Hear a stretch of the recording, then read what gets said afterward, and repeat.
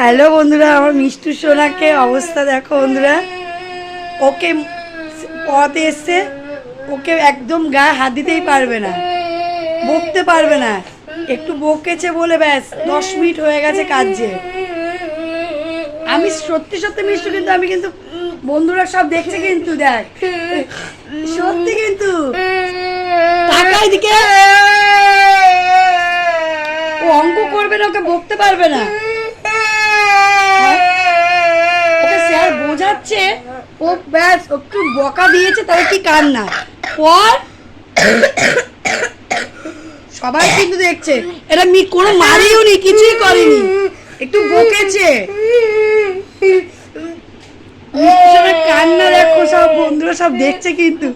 ওর তোর স্যার কিন্তু চলে যাবে, স্যার